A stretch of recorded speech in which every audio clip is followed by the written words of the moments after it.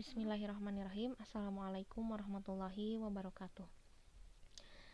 Anak-anakku yang ibu cintai dan ibu banggakan, di semester genap ini kita akan memulai pembelajaran mengenai uji daya hantar listrik larutan.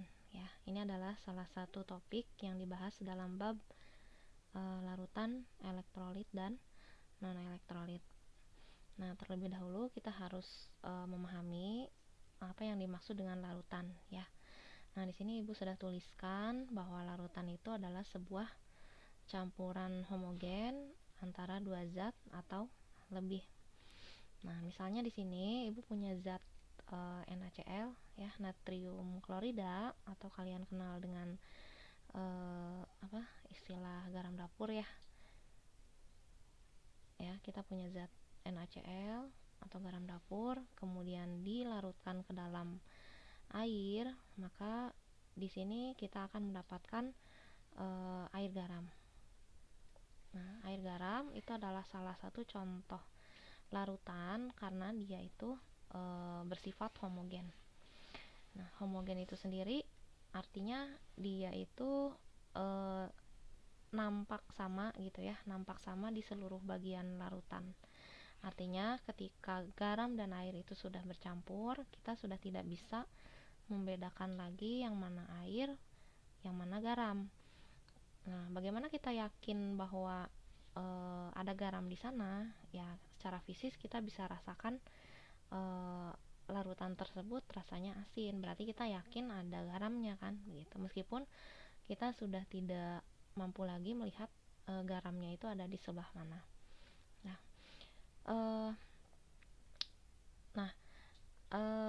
Kalau ditanya di antara tiga campuran ini mana yang bersifat homogen gitu ya. Nah, homogen itu sendiri kan tadi Ibu bilang satu fasa gitu ya, satu fasa. Artinya komponennya itu sudah tidak bisa dibedakan lagi.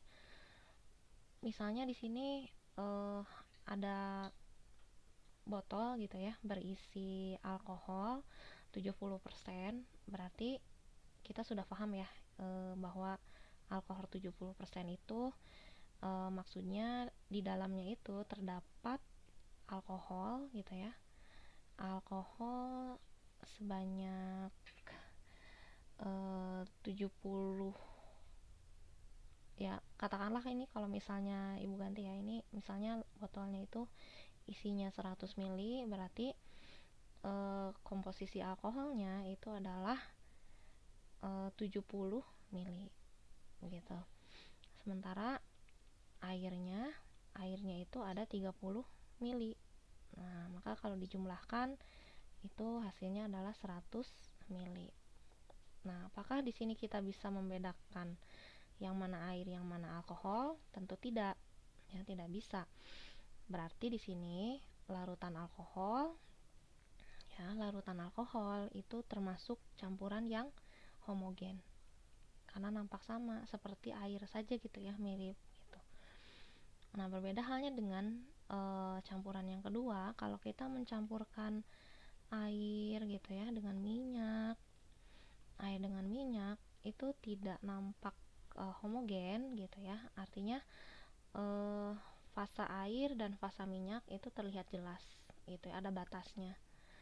Nah, kenapa bisa begitu ya gitu ya? Kenapa ada dua zat yang bisa larut satu sama lain, ada juga yang tidak bisa larut seperti air dan minyak, ya tidak lain di sini kita bicara karena ada perbedaan kepolaran. Nah, baik alkohol ataupun air itu keduanya itu sama-sama merupakan zat yang polar gitu.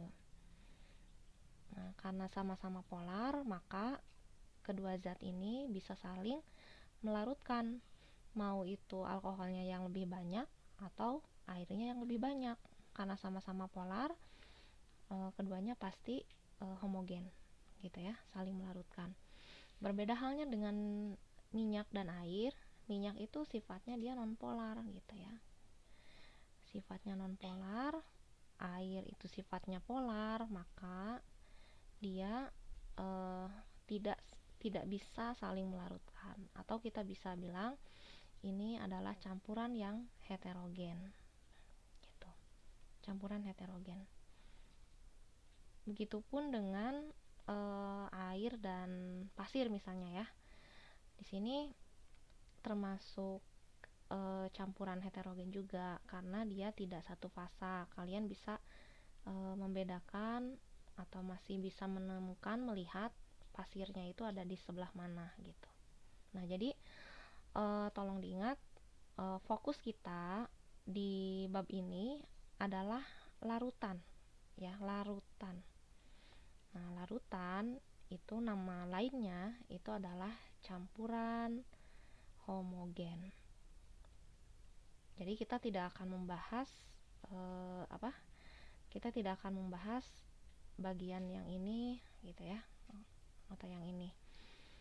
Nah, komponen larutan sendiri itu ada dua gitu ya. Jadi sesuatu itu bisa disebut sebagai larutan kalau ada minimal dua komponen di dalamnya, yaitu zat terlarut ya, atau solut ya, di sini ada solut, dan pelarut atau solvent. Nah, zat terlarutnya itu bisa berwujud padat, misalnya tadi ya garam dapur, atau juga bisa berwujud cair seperti alkohol misalnya. Nah, yang harus kalian pahami di sini bahwa jumlah sesuatu itu bisa disebut sebagai pelarut ketika dia jumlahnya itu lebih banyak, begitu, lebih banyak dibandingkan jumlah zat terlarutnya. Misalnya di sini ibu punya serbuk biru ya. Serbuk biru itu adalah padatan tembaga sulfat ya, atau sering dikenal sebagai copper sulfat gitu ya.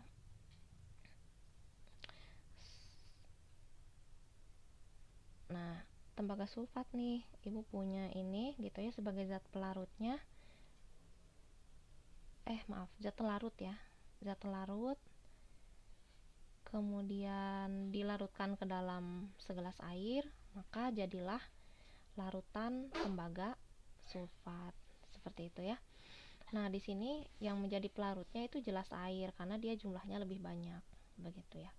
Nah, kalau yang ini tadi ya, alkohol 70%, yang menjadi pelarutnya itu adalah alkoholnya gitu ya.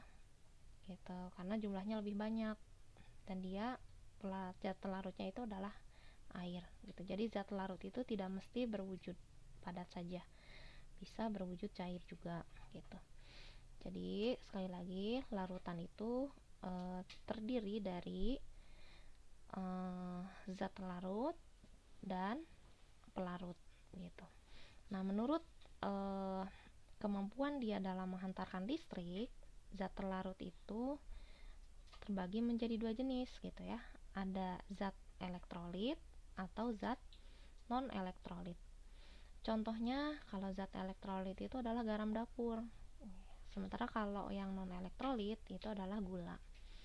Nah, kalau di di sekolah dasar mungkin ya, atau di SMP dulu kalian mungkin pernah melakukan uji coba daya hantar listrik pada suatu benda. Nah, sesuatu disebut konduktor gitu ya. Sesuatu disebut konduktor ketika dia itu mampu menghantarkan listrik atau panas kan begitu ya. Misalnya di sini paku itu mampu menghantarkan arus listrik, maka dia disebut sebagai konduktor. Sementara kalau plastik itu disebut sebagai isolator gitu ya, karena dia tidak mampu menghantarkan listrik ya atau panas gitu ya. Nah, dalam teknik listrikan gitu ya, kita kan mengenal gitu ya logam-logam yang sifatnya itu sangat baik menghantarkan listrik ya. Umumnya itu kan tembaga gitu ya. Tembaga ini sering dipakai sebagai komponen untuk kabel listrik gitu ya.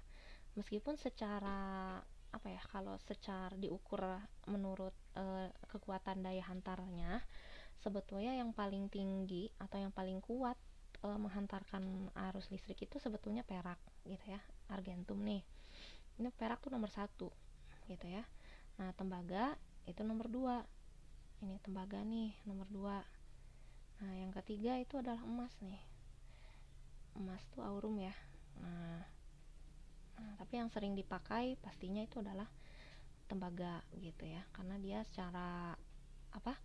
Secara harga itu lebih murah dibandingkan emas atau perak. Nah, ternyata di sini kalau kita lihat sesuatu yang mampu menghantarkan arus listrik itu bukan hanya logam gitu, tapi larutan pun itu bisa menghantarkan arus listrik ya, dengan kondisi skema alat uji yang seperti ini gitu ya. Komponen pertama yang harus kita sediakan kalau ingin melakukan alat uji gitu ya, membuat alat uji elektrolit itu adalah batu baterai ini, batu baterai gitu ya. Batu baterainya ada berapa nih? Nah, normalnya gitu ya, biasanya gitu ya, biasanya kita itu butuh sekitar kalau di sini batu baterai besar itu 1,5 volt ya kalau tidak salah, 1,5 volt gitu ya, dikalikan 4 buah berarti 6 volt ya, 6 volt. Kemudian ada kabel juga gitu ya, ada batu baterai, ada kabel nomor 2, nomor 3 nya ada bola lampu yang biasanya berukuran kecil, nomor 4 dan 5 itu adalah elektroda.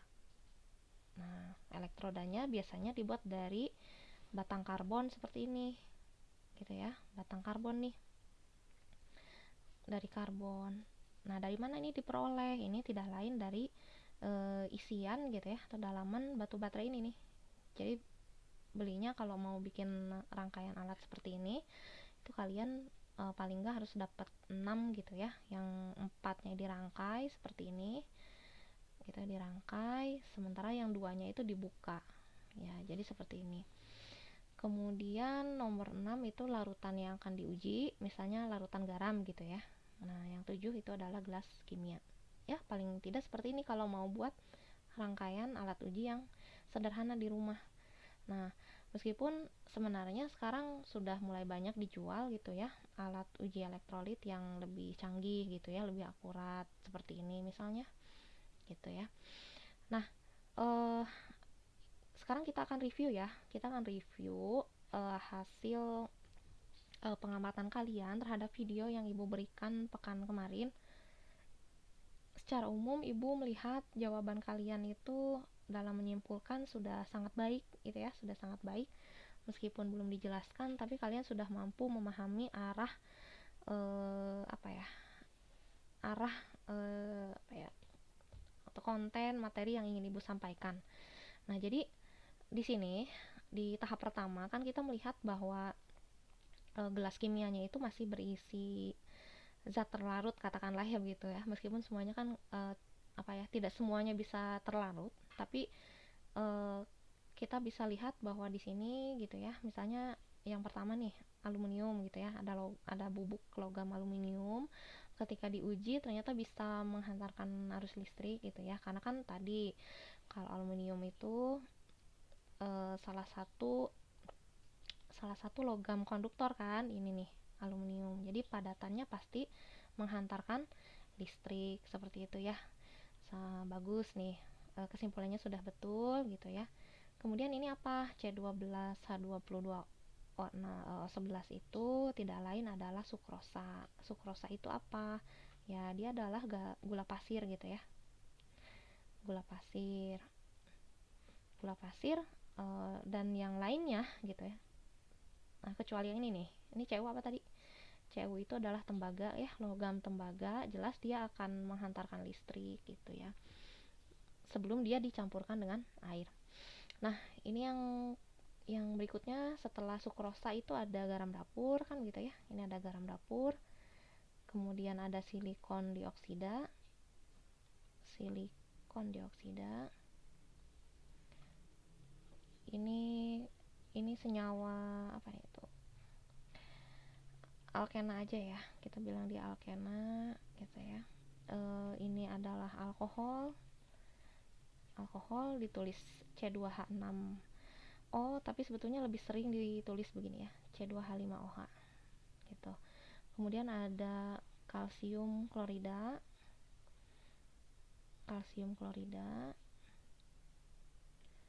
Dan yang terakhir ini adalah tembaga sulfat. Oke, ini kondisi zat terlarut semuanya ya, sebelum diberikan air kan sebagai pelarut. Nah, ini ingat, air itu di sini ketika dia tidak tidak memiliki zat terlarut di dalamnya, artinya hanya ada air saja, dia tidak menghantarkan listrik ya.